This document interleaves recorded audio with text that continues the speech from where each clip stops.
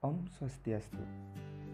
Hai rekan-rekan, kami mahasiswa dari Fakultas Ekonomi dan Bisnis Universitas Maha Saraswati Denpasar. Kelas F, Manajemen Malam dari kelompok 3 akan menyampaikan materi silabus 5 mengenai fungsi pengembangan sumber daya manusia dengan dosen pengampu mata kuliah Manajemen Sumber Daya Manusia, Ibu Nimade Satya Utami, SE, MM. Nah, rekan-rekan, dalam video pembelajaran kali ini, kami akan memperkenalkan diri terlebih dahulu ya. Anggota kelompok kami yaitu, yang pertama ada Sweke Jatiawan, yang kedua ada Yoga Wijaya, dan yang ketiga ada Ketut Ridya Sanjaya Guna. Nah, dalam materi ini terdapat 4 pokok pembahasan yang akan kita bahas. Di antaranya, yang pertama, pentingnya pengembangan. Yang kedua, tujuan pengembangan sumber daya manusia. Yang ketiga, metode pengembangan. Dan yang keempat, prosedur pengembangan. Oke rekan-rekan, salah satu unsur manajemen adalah manajemen sumber daya manusia. Dari berbagai sumber daya yang dimiliki perusahaan, SDM menempati posisi strategis. Tanpa sumber daya manusia, sumber daya yang lain tidak bisa dimanfaatkan, apalagi dikelola untuk menghasilkan suatu produk. Karena sumber daya manusia yang menggerakkan dan membuat sumber daya lainnya bekerja. Jadi, apakah pengembangan sumber daya manusia itu penting? Sebelum itu, mari kita mempelajari apa yang dimaksud dengan pengembangan. Menurut Edwin B. Flippo, pengembangan merupakan pendidikan yang berhubungan dengan peningkatan pengetahuan umum dan pemahaman atas lingkungan kita secara menyeluruh. Menurut Hasibuan, pengembangan adalah suatu usaha untuk meningkatkan kemampuan teknis, teoritis, konseptual, dan moral karyawan sesuai dengan kebutuhan pekerjaan atau jabatan melalui pendidikan dan latihan. Pendidikan meningkatkan keahlian teoritis, konseptual, dan moral karyawan, sedangkan latihan bertujuan untuk meningkatkan keterampilan teknis pelaksanaan pekerjaan karyawan. Menurut Samsudin Sadili, pengembangan sumber daya manusia adalah penyiapan manusia atau karyawan untuk memikul tanggung jawab lebih tinggi dalam suatu organisasi atau perusahaan. Pengembangan sumber daya manusia berhubungan erat dengan peningkatan kemampuan intelektual yang diperlukan untuk melaksanakan pekerjaan yang lebih baik. Pengembangan sumber daya manusia berpijak pada fakta bahwa setiap tenaga kerja membutuhkan pengetahuan, keahlian, dan keterampilan yang lebih baik. Pengembangan karyawan dirasa semakin penting manfaatnya karena tuntutan pekerjaan atau jabatan sebagai akibat kemajuan teknologi dan semakin ketatnya persaingan di antara perusahaan yang sejenis. Pengembangan juga membantu para karyawan untuk mempersiapkan diri dalam menghadapi perubahan pekerjaan atau jabatan yang diakibatkan oleh adanya teknologi baru atau pasar produk baru. Pengembangan sumber daya manusia berpijak pada fakta bahwa setiap tenaga kerja membutuhkan pengetahuan, keahlian, dan keterampilan yang lebih baik. Pengembangan karyawan dirasa semakin penting manfaatnya karena tuntutan pekerjaan atau jabatan sebagai akibat kemajuan teknologi dan semakin ketatnya persaingan di antara perusahaan yang sejenis. Pengembangan juga membantu para karyawan untuk mempersiapkan diri dalam menghadapi perubahan pekerjaan atau jabatan yang diakibatkan oleh adanya teknologi baru atau pasar produk baru. Prinsip pengembangan adalah peningkatan kualitas dan kemampuan bekerja karyawan. Untuk itu, perlu dipahami tentang program pengembangan dan jenis pengembangannya.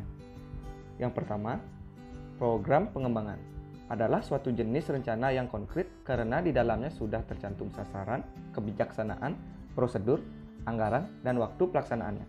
Supaya pengembangan ini mencapai hasil yang baik dengan biaya yang relatif kecil, hendaknya terlebih dahulu ditetapkan program pengembangan.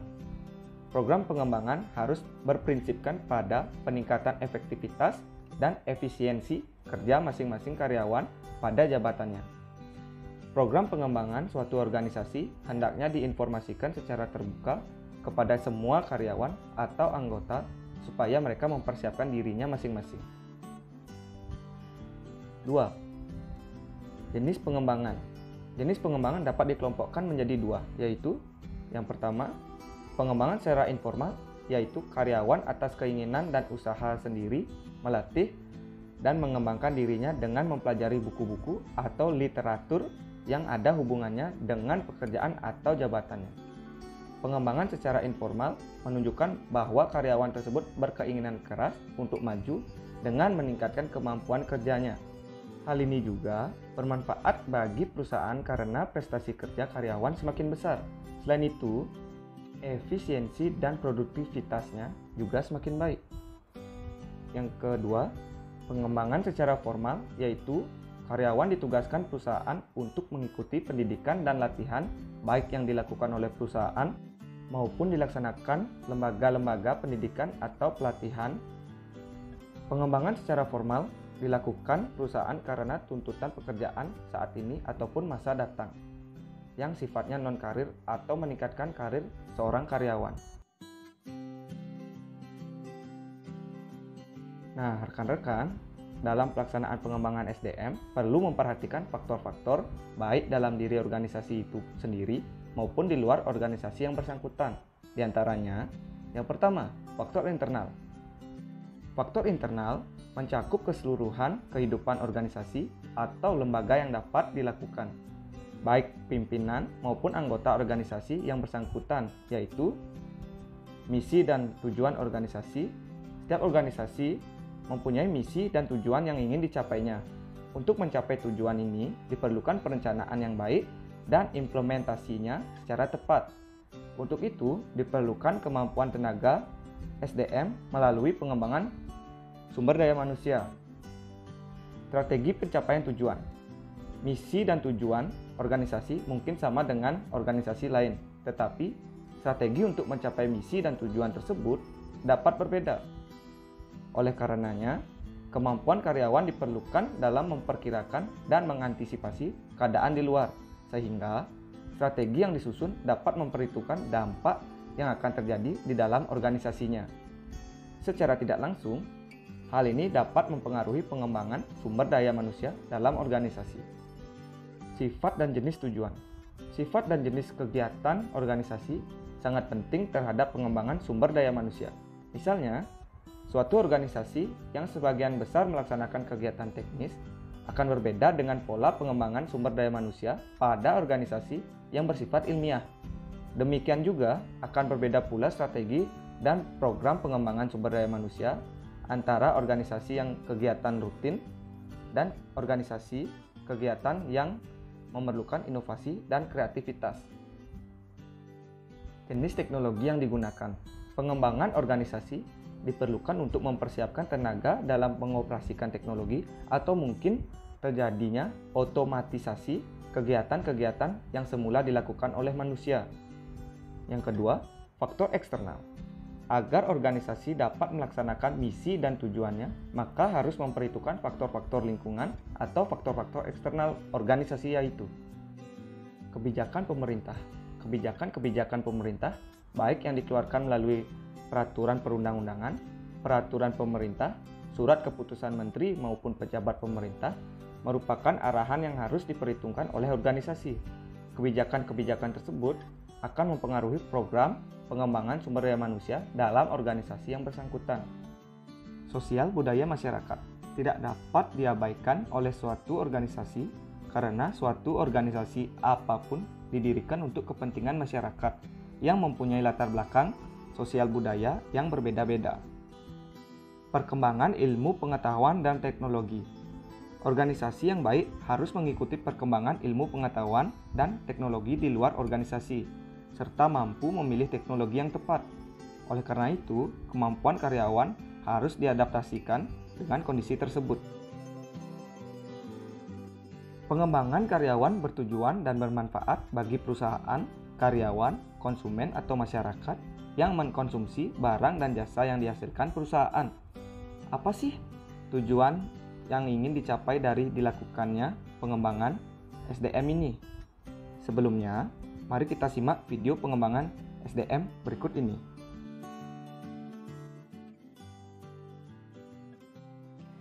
Badan Pengembangan SDM Industri Kementerian Perindustrian menggelar Diklat Operator Mesin Industri Garmen berbasis kompetensi.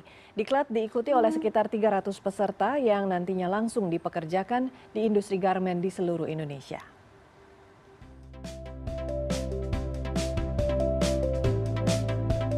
Kegiatan Diklat dibuka 16 September dan berlangsung efektif selama 18 hari hingga 5 Oktober mendatang. Seluruh proses pelatihan digelar di Balai Diklat Industri BDI Kemenperin, Jakarta. Peserta melalui 3 jalur rekrutmen. Peserta dapat mendaftar langsung melalui BDI daerah maupun secara online. Atau peserta sudah terdaftar sebagai tenaga kerja di pabrik yang kemudian dibawa ke BDI untuk menjalani Diklat. Menariknya, peserta akan menjalani Diklat 3-in-1 yang diberikan langsung oleh Asosiasi Pertekstilan Indonesia. Artinya, peserta tidak hanya mendapat pelatihan teknis operasi mesin industri garmen dan tekstil, tetapi juga pembekalan kepribadian yang dibutuhkan saat kerja. Suasana Diklat pun disusun sedemikian rupa, sehingga peserta akan terbiasa dengan iklim kerja industri. Itu butuh 3 hal. Pertama, pengetahuan, kedua, keterampilan, ketiga, sikap perilaku. Sikap perilaku ini paling penting. Budaya industri itu harus dimiliki oleh teman-teman peserta Diklat ini. Oleh karena itu, Diklat di sini kita punya sistem bagaimana mereka yang selama ini belum bekerja, biasanya terutama sebagian besar belum bekerja, mereka masuk ke sini, masuk dalam satu sistem sehingga mereka tidak kaget nanti masuk ke industri. Sistem Diklat di sini tadi tidak hanya mengedepankan keterampilan dan dan pengetahuan mereka di dalam pelatihannya, tetapi juga kita penuhi kebutuhan mereka untuk memahami bagaimana menjadi tenaga kerja industri. Setelah pelatihan, BPSDMI pun akan memberikan sertifikasi dan penempatan kerja di sejumlah industri mitra. Nah, rekan-rekan, dari video contoh pengembangan SDM tersebut, pengembangan karyawan meliputi seluruh aspek pengetahuan, keterampilan, dan sikap. Karena pengetahuan dan keterampilan saja dirasakan belum cukup, maka perlu ditambahkan pengembangan sikap karyawan dalam menghadapi tugas. Dapat kami sampaikan beberapa tujuan yang ingin dicapai dengan penyelenggaraan pengembangan karyawan, yaitu yang pertama, meningkatkan produktivitas kerja. Dengan pengembangan, produktivitas kerja karyawan akan meningkat. Kualitas dan kuantitas produksi semakin baik karena technical skill, human skill, dan managerial skill karyawan yang semakin baik. Yang kedua, meningkatkan efisiensi. Pengembangan karyawan bertujuan untuk meningkatkan efisiensi tenaga, waktu, bahan baku, dan mengurangi ausnya mesin-mesin. Kurangnya pemborosan dan biaya produksi relatif kecil sehingga daya saing perusahaan semakin besar. Yang ketiga, mengurangi kerusakan. Pengembangan karyawan bertujuan untuk mengurangi kerusakan barang, produksi, dan mesin-mesin karena karyawan semakin ahli dan terampil dalam melaksanakan pekerjaannya. Yang keempat, menghindari atau mengurangi kecelakaan.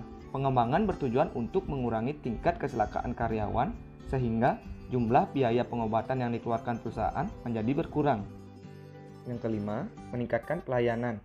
Pengembangan bertujuan untuk meningkatkan pelayanan yang lebih baik dari karyawan kepada nasabah perusahaan karena pemberian pelayanan yang baik merupakan daya penarik yang sangat penting bagi rekanan-rekanan perusahaan bersangkutan.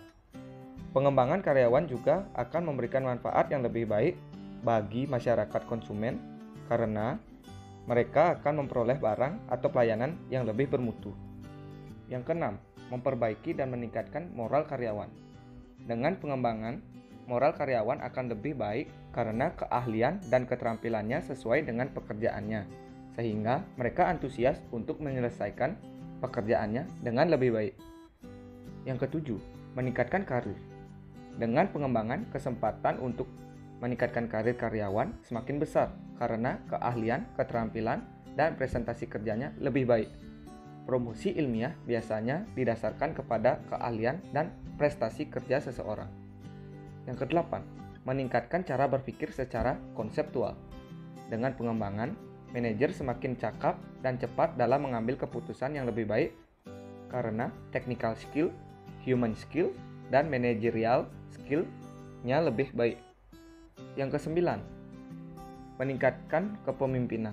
Dengan pengembangan kepemimpinan seorang manajer akan lebih baik, human relation-nya lebih luas, motivasinya lebih terarah, sehingga pembinaan kerjasama vertikal dan horizontal semakin harmonis. Yang terakhir, meningkatkan prestasi yang pada akhirnya berdampak pada peningkatan balas jasa. Dengan pengembangan balas jasa atau gaji, upah insentif, dan benefit, karyawan akan meningkat karena prestasi kerja mereka semakin besar. Sasaran pengembangan karyawan adalah meningkatkan kemampuan dan keterampilan teknik mengerjakan pekerjaan atau technical skill, serta meningkatkan keahlian, kecakapan memimpin, dan mengambil keputusan atau managerial skill dan conceptual skill. Agar pengembangan dapat dilaksanakan dengan baik, harus terlebih dahulu ditetapkan suatu program pengembangan karyawan yang disusun secara cermat dan didasarkan kepada metode-metode ilmiah serta berpedoman pada keterampilan yang dibutuhkan perusahaan untuk saat ini maupun masa depan. Baik, di sini akan menjelaskan metode pengembangan berupa metode latihan atau training yang diberikan kepada karyawan operasional dan metode pendidikan atau education yang diberikan kepada karyawan manajerial. Yang pertama, ada metode latihan atau training. Metode-metode latihan diantaranya poin A, on the job. Para peserta latihan langsung bekerja di tempat untuk belajar dan meniru suatu pekerjaan di bawah bimbingan seorang pengawas. Metode latihan ini dibedakan dalam dua cara. Yang pertama, cara informal, yaitu pelatih menyuruh peserta latihan untuk memperhatikan orang lain yang sedang melakukan pekerjaan, kemudian ia diperintahkan untuk mempraktekannya. Yang kedua, cara formal, yaitu supervisor menunjuk seorang karyawan senior untuk melakukan pekerjaan tersebut. Selanjutnya, para peserta latihan melakukan pekerjaan sesuai dengan cara-cara yang dilakukan karyawan senior. On the job training dapat pula dilakukan dengan menggunakan bagan, gambar, pedoman, contoh yang sederhana, dan demonstrasi. Poin B, vestibule, merupakan metode latihan yang dilakukan dalam kelas atau bengkel yang biasanya diselenggarakan dalam suatu perusahaan industri yang memperkenalkan pekerjaan kepada karyawan baru dan melatih mereka mengerjakan pekerjaan tersebut melalui percobaan dibuat di suatu duplikat dari bahan, alat-alat, dan kondisi yang akan mereka temui dalam situasi kerja yang sebenarnya. Poin C, demonstration and example, merupakan metode latihan yang dilakukan dengan cara peragaan dan penjelasan bagaimana cara-cara mengerjakan suatu pekerjaan melalui contoh-contoh atau percobaan yang didemonstrasikan. Demonstrasi merupakan metode latihan yang sangat efektif karena peserta melihat sendiri teknik mengerjakannya dan diberikan penjelasan-penjelasannya. Bahkan jika perlu boleh dicoba mempraktekannya. Dengan menunjukkan bagaimana seorang harus mengerjakan tugasnya akan lebih mudah daripada menceritakan atau menyuruhnya mempelajari langkah-langkah pengerjaannya. Demonstrasi biasanya dilengkapi dengan gambar, teks, diskusi, dan video. Poin D, simulasi atau simulation, merupakan situasi atau kejadian yang ditampilkan semirip mungkin dengan situasi yang sebenarnya, tetapi hanya merupakan tiruan saja. Simulasi merupakan suatu teknik untuk mencontoh semirip mungkin terhadap konsep sebenarnya dari pekerjaan yang akan dijumpainya. Poin E, apprenticeship, merupakan suatu cara untuk mengembangkan keahlian pertukangan sehingga para karyawan yang bersangkutan dapat mempelajari segala aspek dari pekerjaannya. Poin F, classroom methods, metode pertemuan dalam kelas meliputi lecture atau pengajaran, conference atau rapat, program instruction, metode studi kasus, role playing, metode diskusi, dan metode seminar. Lecture, ceramah atau kuliah. Metode kuliah diberikan kepada peserta yang banyak di dalam kelas. Pelatih mengajarkan teori-teori yang diperlukan, sedangkan yang dilatih mencatatnya serta mempersepsikannya. Metode kuliah merupakan suatu metode tradisional karena hanya pelatih yang berperan aktif, sedangkan peserta pengembangan bersifat pasif. Teknik ini cenderung diterapkan dengan komunikasi searah saja. Conference atau rapat. Pelatih memberikan suatu makalah tertentu dan peserta pengembangan ikut serta berpartisipasi dalam memecahkan makalah tersebut. Mereka harus mengemukakan ide dan sarannya untuk didiskusikan serta diterapkan kesimpulannya. Pada metode konferensi, pelatih dan yang dilatih sama-sama berperan aktif serta dilaksanakan dengan komunikasi dua arah. Dengan metode konferensi diharapkan peserta pengembangan terlatih untuk menerima, mempersepsikan pendapat orang lain, serta dapat mengambil kesimpulan atau keputusan dari permasalahan yang dihadapinya. Programmer Instruction. Program instruksi merupakan bentuk training sehingga peserta dapat belajar sendiri karena langkah-langkah pengerjaan sudah diprogram, yang biasanya dengan komputer, buku, atau mesin pengajar. Program instruksi meliputi pemecahan informasi dalam berbagai bagian kecil sedemikian rupa sehingga dapat dibentuk program pengajaran yang mudah dipahami dan saling berhubungan. Metode studi kasus. Dalam teknik studi kasus, pelatih memberikan suatu kasus kepada peserta pengembangan. Kasus ini tidak disertai dengan data yang komplit atau sengaja disembunyikan, tujuannya agar peserta terbiasa mencari data atau informasi dari pihak eksternal dalam memutuskan suatu kasus yang dihadapinya. Peserta ditugaskan untuk mengidentifikasi masalah, menganalisis situasi, dan merumuskan penyelesaiannya. Dengan metode kasus, diharapkan peserta dapat meningkatkan kecakapan dan keterampilannya mengambil keputusan, serta menyadari bahwa keputusan itu mempunyai dampak internal dan eksternal terhadap perusahaan. Role playing. Teknik dalam metode ini yaitu beberapa orang peserta ditunjuk untuk memainkan suatu peran dalam sebuah organisasi tiruan atau semacam sandiwara. Misalnya, tentang kasus-kasus berikut: hubungan atasan dengan bawahan dalam situasi tertentu. Ada juga cara-cara memberikan perintah.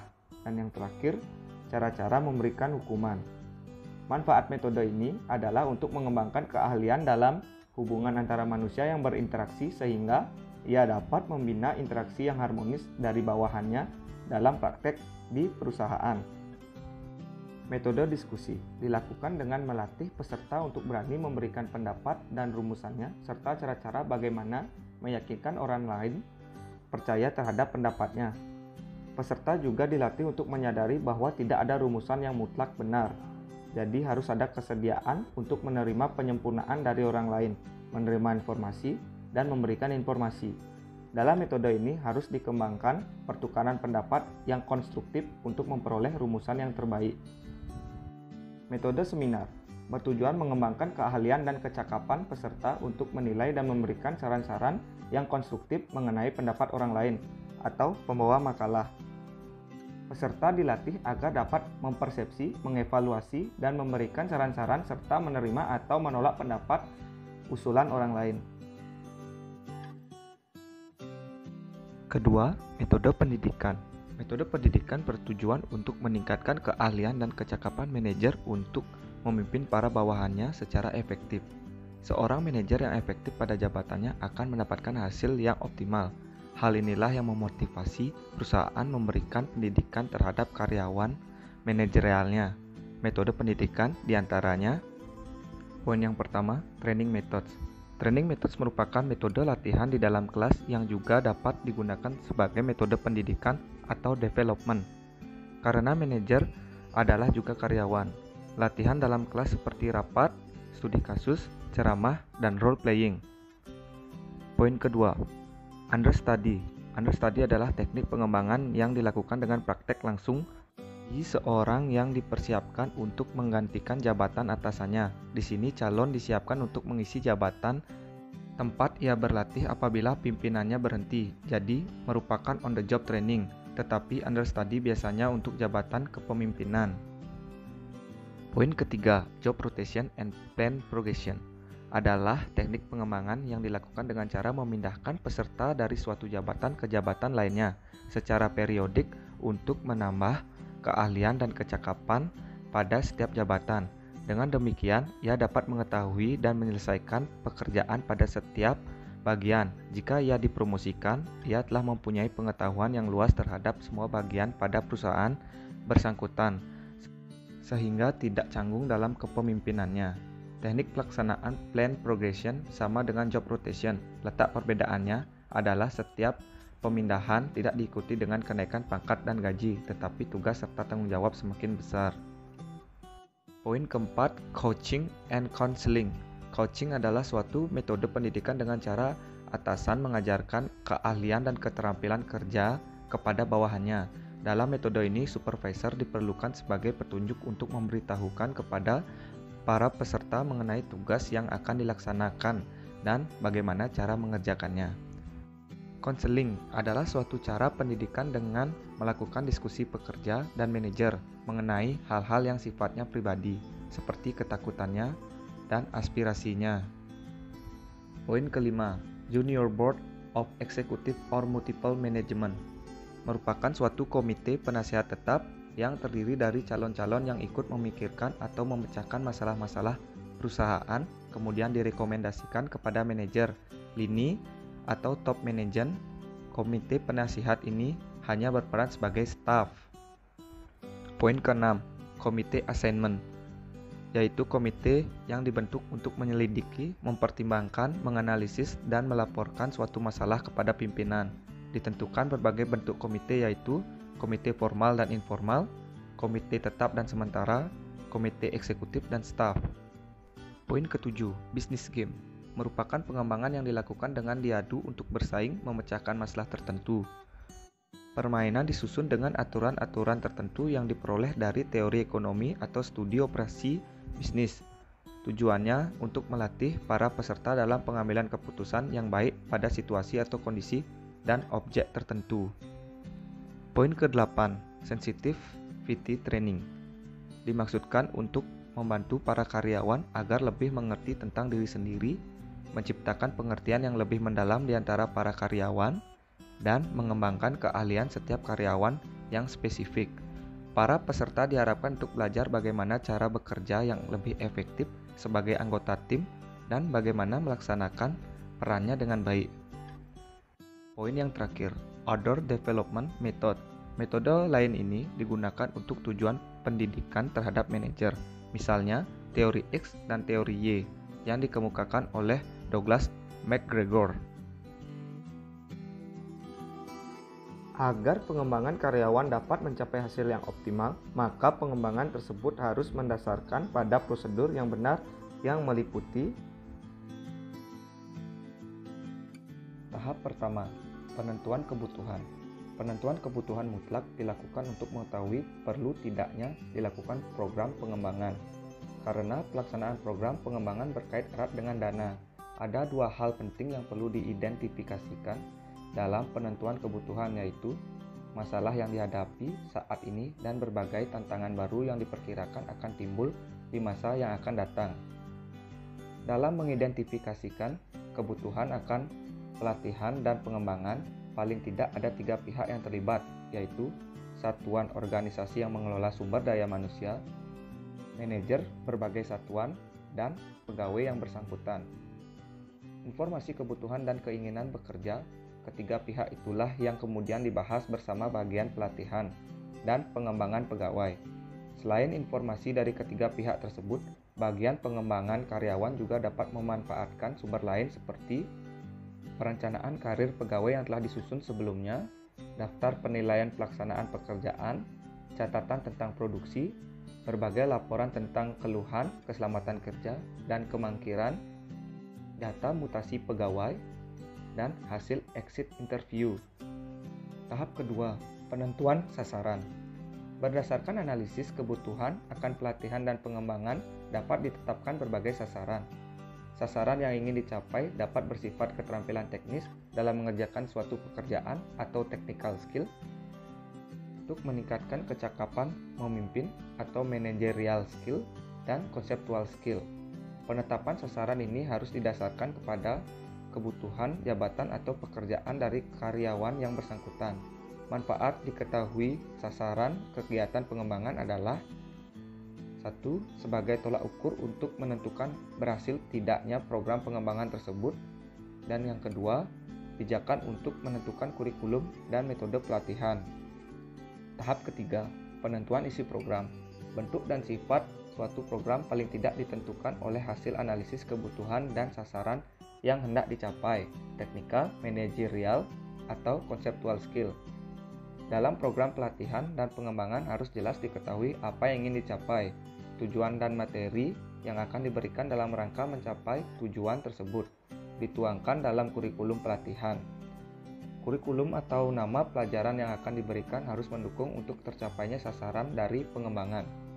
Kurikulum ditetapkan secara sistematis termasuk jumlah jam pertemuan, metode, dan sistem evaluasinya. Tahap keempat, identifikasi prinsip-prinsip belajar. Agar hasil yang dicapai dapat optimal, maka program pengembangan karyawan harus memperhatikan prinsip-prinsip belajar yaitu partisipatif, repetisi, relevansi, dan umpan balik. Partisipatif mengacu pada metode pembelajaran yang bersifat langsung melakukan sendiri atau teori dan praktek yang dilakukan. Repetitif, pengulangan, menyangkutan pada perbuatan yang selalu diulang. Agar apa yang dipelajari tinggal dalam ingatannya. Relevansi, berkaitan dengan pengalaman yang telah dimiliki.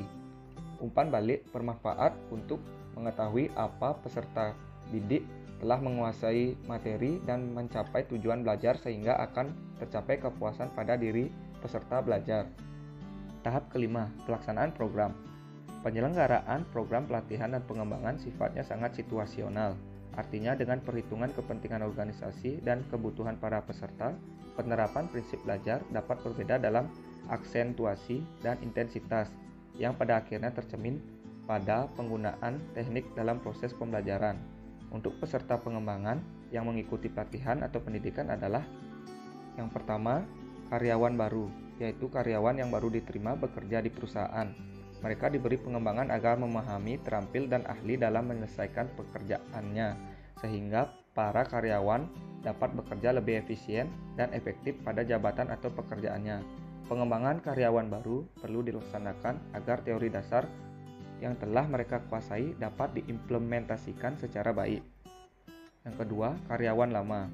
Biasanya karyawan lama ini ditugaskan oleh perusahaan untuk mengikuti pengembangan seperti di balai pusat latihan kerja atau di tempat yang ditunjuk oleh perusahaan. Pengembangan karyawan lama dilaksanakan karena ada tuntutan pekerjaan, jabatan, perluasan perusahaan, penggantian mesin lama dengan mesin baru, upgrading metode kerja, serta persiapan untuk promosi. Pengembangan karyawan lama perlu dilaksanakan agar para karyawan semakin memahami technical skill, human skill, conceptual skill, dan managerial skill, supaya moral kerja dan prestasinya meningkat. Melaksanakan program pelatihan dan pengembangan pada prinsipnya melakukan proses belajar mengajar. Artinya, ada pelatih yang mengajarkan suatu mata ajaran. Oleh karena itu, tepat tidaknya suatu teknik mengajar tergantung pada pertimbangan yang ingin ditonjolkan, seperti penghematan dalam pembiayaan, materi dan fasilitas yang tersedia, kemampuan peserta, kemampuan pelatih dan prinsip belajar yang digunakan. Tahap ke-6, penilaian pelaksanaan program. Nah, program pengembangan karyawan, baik yang operasional maupun manajerial, perlu dinilai keberhasilannya. Pelaksanaan program pengembangan dikatakan berhasil bila pada diri peserta terdapat peningkatan kemampuan dalam melaksanakan tugas dan terjadi perubahan perilaku yang tercermin pada sikap, disiplin, dan etos kerja. Untuk mengetahui ada tidaknya perubahan tersebut perlu dilakukan penilaian. Oke rekan-rekan, untuk indikator-indikator yang diukur dari metode pengembangan yang diterapkan diantaranya, yang pertama, prestasi kerja karyawan. Apabila prestasi kerja atau produktivitas kerja karyawan setelah mengikuti pengembangan, baik kualitas maupun kuantitas kerjanya meningkat, maka berarti metode pengembangan yang ditetapkan cukup baik. Tetapi, jika prestasi kerjanya tetap, berarti metode pengembangan yang dilakukan kurang baik, jadi perlu diadakan perbaikan. Yang kedua, kedisiplinan karyawan. Jika kedisiplinan karyawan setelah mengikuti pengembangan semakin baik, berarti metode pengembangan yang dilakukan baik. Tetapi apabila kedisiplinan tidak meningkat, berarti metode pengembangan yang diterapkan kurang baik. Yang ketiga, absensi karyawan. Bila absensi karyawan setelah mengikuti pengembangan menurun, maka metode pengembangan itu cukup baik. Sebaliknya, jika absensi karyawan tetap, berarti metode pengembangan yang diterapkan kurang baik. Yang keempat, tingkat kerusakan produksi, alat, dan mesin-mesin. Kalau tingkat kerusakan produksi, alat, dan mesin-mesin setelah karyawan mengikuti pengembangan berkurang, maka metode itu cukup baik. Sebaliknya, jika tetap, berarti metode pengembangan itu kurang baik. Yang kelima, tingkat kecelakaan karyawan. Tingkat kecelakaan karyawan harus berkurang setelah mereka mengikuti program pengembangan. Jika tidak berkurang, berarti pengembangan itu kurang baik, jadi perlu disempurnakan. Yang keenam, tingkat pemborosan bahan baku, tenaga, dan waktu. Tingkat pemborosan bahan baku, tenaga, dan waktu berkurang atau efisiensi semakin baik, maka metode pengembangan itu baik. Sebaliknya, jika tetap, berarti metode pengembangan itu kurang baik. Yang ketujuh, tingkat kerjasama. Tingkat kerjasama karyawan harus makin serasi, harmonis, dan baik setelah mereka mengikuti pengembangan. Jika tidak ada perbaikan kerjasama, maka metode pengembangan itu tidak baik. Yang kedelapan, tingkat upah insentif karyawan. Jika upah insentif karyawan meningkat setelah mengikuti pengembangan, maka metode pengembangan itu baik. Sebaliknya, jika tetap, berarti metode pengembangan itu kurang baik. Yang kesembilan, ada prakarsa karyawan. Prakarsa karyawan harus meningkat setelah mengikuti pengembangan. Jika tidak meningkat atau tetap, berarti metode pengembangan itu kurang baik. Dalam hal ini, karyawan diharapkan dapat bekerja mandiri serta bisa mengembangkan kreativitasnya. Dan yang terakhir, kepemimpinan dan keputusan manajer. Kepemimpinan dan keputusan-keputusan yang ditetapkan oleh manajer setelah dia mengikuti pengembangan harus semakin baik. Kerjasama semakin serasi, sasaran yang dicapai semakin besar, ketegangan berkurang, serta kepuasan kerja karyawan meningkat. Nah, dalam pengembangan SDM, terdapat beberapa kendala yang dapat menghambat lancarnya pelaksanaan latihan dan pendidikan, yang mengakibatkan sasaran yang tercapai kurang memuaskan. Kendala-kendala pengembangan tersebut berkaitan dengan yang pertama, peserta. Peserta pengembangan mempunyai latar belakang yang tidak sama atau heterogen, seperti pendidikan dasarnya, pengalaman kerjanya, dan usianya. Hal ini akan menyulitkan dan menghambat kelancaran pelaksanaan latihan dan pendidikan karena daya tangkap, persepsi, dan daya nalar mereka terhadap pelajaran yang diberikan berbeda. Yang kedua, pelatih atau instruktur. Pelatih dan instruktur yang ahli dan cakap mentransfer pengetahuannya kepada para peserta latihan dan pendidikan sulit didapat. Akibatnya sasaran yang diinginkan tidak tercapai. Misalnya, ada pelatih yang ahli dan pintar tetapi tidak dapat mengajar dan berkomunikasi secara efektif atau teaching skill-nya tidak efektif. Jadi, dia hanya pintar serta ahli untuk dirinya sendiri. Ketiga, fasilitas pengembangan. Fasilitas sarana dan prasarana pengembangan yang dibutuhkan untuk latihan dan pendidikan sangat kurang atau tidak baik, misalnya buku-buku, alat-alat, dan mesin-mesin yang akan digunakan untuk praktek kurang atau tidak ada. Hal ini akan menyulitkan dan menghambat lancarnya pengembangan. Yang keempat, kurikulum. Kurikulum yang ditetapkan dan diajarkan kurang serasi atau menyimpang serta tidak sistematis untuk mendukung sasaran yang diinginkan oleh pekerjaan atau jabatan peserta bersangkutan. Untuk menetapkan kurikulum dan waktu mengajarkannya yang tepat sangat sulit. Dan yang kelima, dana pengembangan. Dana yang tersedia untuk pengembangan sangat terbatas, sehingga sering dilakukan secara terpaksa. Bahkan pelatih maupun sarananya kurang memenuhi persyaratan yang dibutuhkan. Oke rekan-rekan, demikian penjelasan dari materi fungsi pengembangan sumber daya manusia. Semoga dapat dimengerti dan bermanfaat ya. Mohon maaf jika ada kekurangan dan kesalahan kata. Sebagai penutup, kami ucapkan terima kasih dan jangan lupa like, comment, subscribe, tekan tombol lonceng YouTube channel ini. Om Santi Santi Santi Om.